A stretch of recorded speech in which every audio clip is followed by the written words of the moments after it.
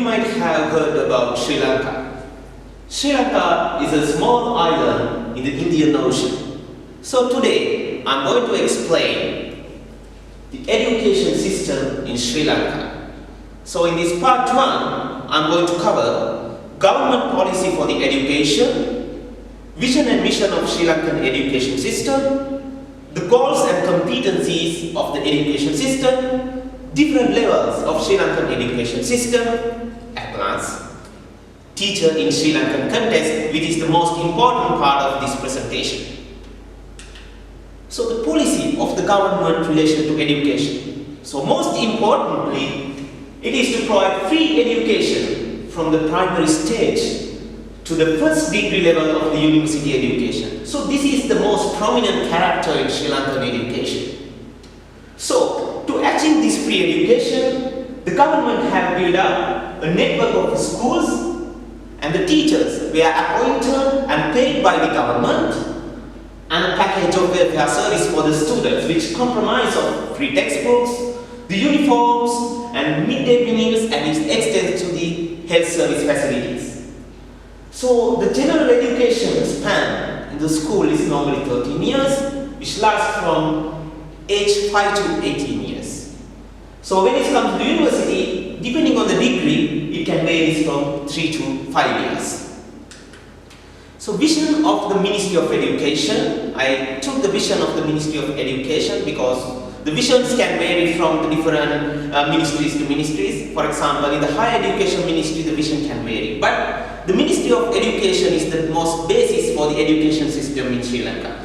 So the vision is to future generation of Sri Lankan citizens equipped with competencies to meet the challenges of a changing, globalized, knowledge-driven economy. To achieve this, the mission is to develop an excellent education system which enables students to acquire knowledge, skills, attitudes, and values to be future citizens who will perform their roles efficiently and effectively in a modern, globalized, knowledge-driven economy.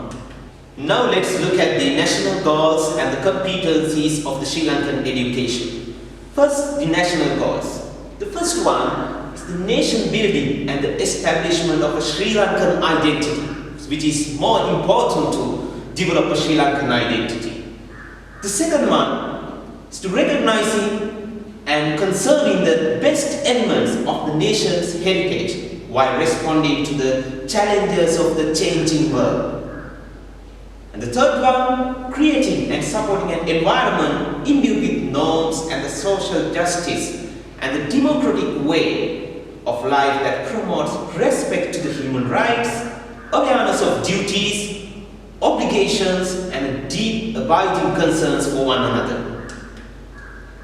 So it continues, promoting the mental and the physical well-being of the individuals, which is more important when it comes to the normal living status. And the fifth one, developing creativity, initiative, critical thinking, responsibility, accountability, and other positive elements of a well-integrated, balanced personality. So, the goal, oriented on the balanced personality. The next one, human resource development by educating for protective work. So, which enhances the quality of the life of the individual and the nation and contributes to the economic development of Sri Lanka. So, the seventh one, adapt and manage change and to develop capacity to cope up with complex and unforeseen situation. So the last one is the fostering attitudes and the skills that contribute to the securing an honorable place in the international community based on justice, equality, and the mutual respect. So now let's look at about the basic competencies. So the first one, as you can see here, is the competencies in the communication. So this can vary. Maybe it can be graphics, IT, or literacy, numerical. So the target is to develop different competencies in the communication. The next one, competencies relating to the personality development. So it can be either emotional intelligence, integrity, tolerance, human dignity. So the education system targets to develop these kind of competencies. The next one is the competencies related to the environment. These competencies that may relate to social, biological, or the physical environment. And as you can see here, then the competencies related to the preparation for world of work. So, employees need some sort of skills. So our education system target to develop these skills. And then the competencies relating to religion and the ethics. Sri Lanka is like a most religious-based country. So we have different religions, and the education systems give a value to these religions and try to develop a more religious and ethically conducted people. So the competencies in play and use of leisure. So you can see it covers even the play ethics and the leisure, what to do in the leisure. So it's like a complete package, you can see. And the competencies related to the learning to learn. So which covers the empowering individuals to learn independently and to be sensitive and successful in responding and managing change through a transformative process in rapidly changing, complex and independent work. So to achieve these goals and the competencies, we have some steps in the education system. So it starts with the primary school. Actually, it goes beyond this one, the preliminary school, but I'm focusing from the primary school. And then you can see from the primary schools it goes to the junior secondary school. Then from the junior secondary school, you go to the senior secondary school, and then you have the option to do GCE O-level, and after that GCE A-level. From the GCE O-level, a student can access to do the higher education and technical and vocational technical institution. And then after GCE A-level, people qualified can enter to the higher educational institution, and some people can go to the higher education and technical and vocational technical institution. And then some people, they can exist from the junior secondary school and directly enter the technical and vocational educational institutes, where they obtain a certificate, and then they can use this certificate to enter this vocational technical institution, which covers their higher education. And from that, they can obtain high diploma or diploma. So the higher diploma, you can see here, they can enter the higher education institution, which are the universities of the Sri Lanka Education System. So from the higher education institution, you can see, they can obtain a bachelor's degree or honors bachelor's degree. Then, to higher education institution further to do their master's degree, or it can be postgraduate diploma or postgraduate certificate, and finally the doctoral level. So this is the overall picture of the Sri Lankan education system. So teacher plays a very important role in each and every step of this education system. So now let's look at teacher in Sri Lankan context. So what are the required qualifications to become a teacher? So as you can see, level of education and the minimum qualification required.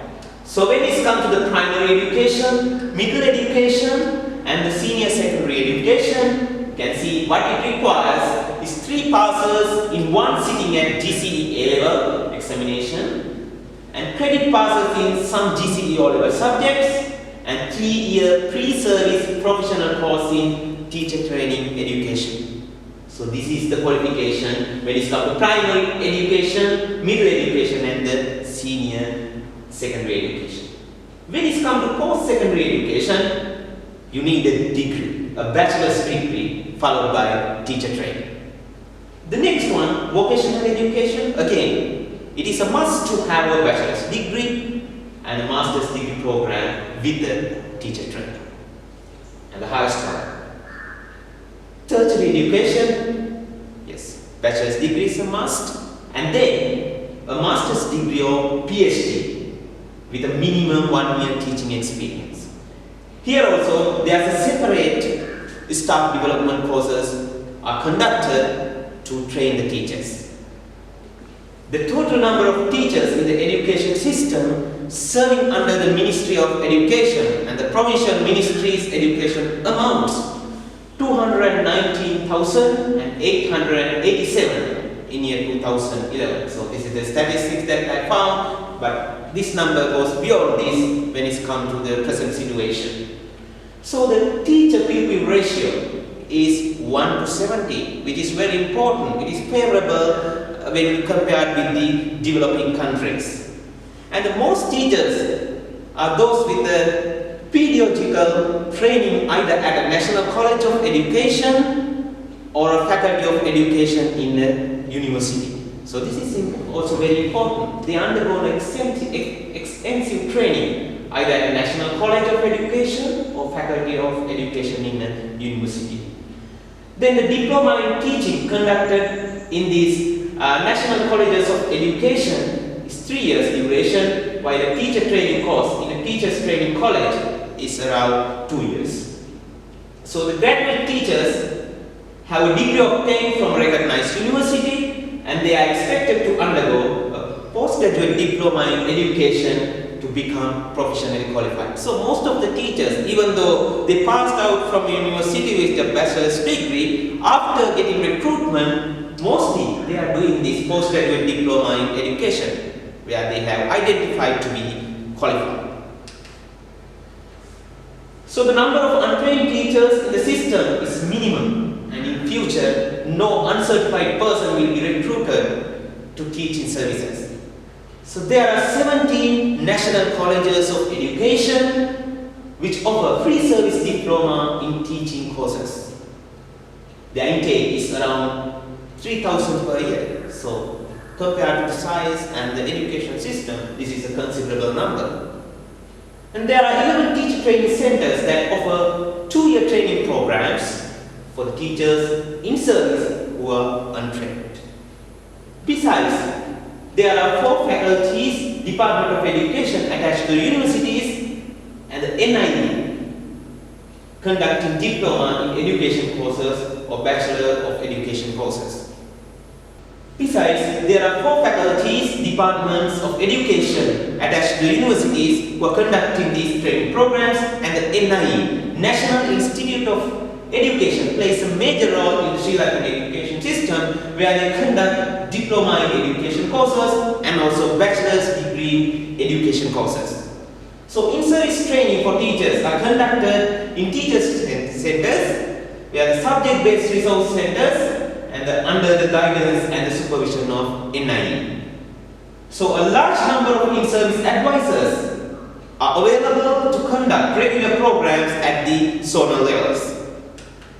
So this is how the teacher distribution by qualification in Sri Lanka. So as you can see, the majority, you can see here, majority are around 58% are trained teachers, and then 14% are graduate teachers, and then you can see 23% they have graduate teachers with postgraduate diploma qualification. And here you can see a small part is untrained teachers. But now the system tries to remove this part from the system. When it's come to the maybe in next 10 years, this part can be completely removed from this chart. So now let's look at the teacher distribution by the province.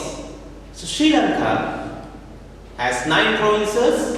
It is Western, Central Province, Southern Province, Northern, Eastern, Northwestern, North Central, or Suburban. And the sizes of these provinces are comparatively different. But let's have an idea where the teachers are distributed.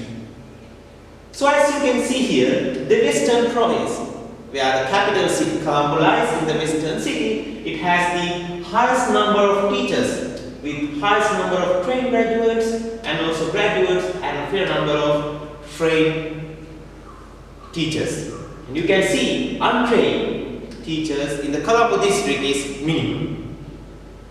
And when it comes to trained graduates, you can see the minimum comes from the Northern Province and the Ua Province. When it comes to the graduate teachers, again you can see the minimum numbers are from the northern province and also the north central and the northwestern provinces. And when it comes to the untrained, I will focus in this one because if the untrained teachers are not there in the system, we can say it is rather good. So you can see when it comes to the western, followed by southern and northern provinces, untrained teachers are minimum compared to the other cities. When it comes to central province, untrained teachers are fairly high. So you can see it has a high number of trained graduates and graduates, but also untrained teachers are also very high.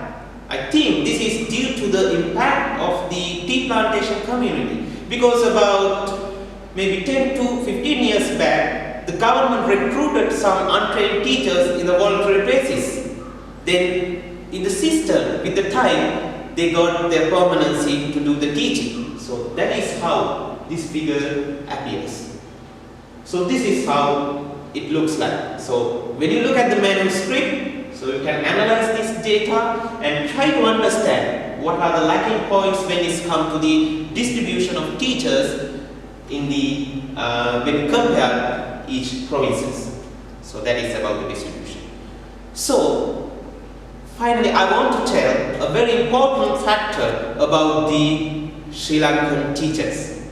It is different, completely different if you compare with another country. Because if a mother send her child to the school, the child will feel really comfortable because he or she will think the teacher as his or her second mother. That is the love and the affection given by the teachers to the student. So that is the relationship of the teacher and the student in Sri Lankan education system. So this is how the condition in Sri Lanka. So in conclusion, I can say, so in this part 1, what I covered is the education system in Sri Lanka and the teacher education. So the most prominent key factor of Sri Lankan education system is the free education, where anyone can enter the education system and go up to the first degree level. The government supports each and every individual to go up to first degree level. So that is the key feature when it comes to the Sri Lankan education. So when it comes to the different steps of Sri Lankan education, teacher plays a major role, but different roles in different levels. Either at training institutes or universities, and especially under the guidance of National Institute of Education. So when it comes to teachers' education, I can say Sri Lanka is very good in the teacher education system. Thank you.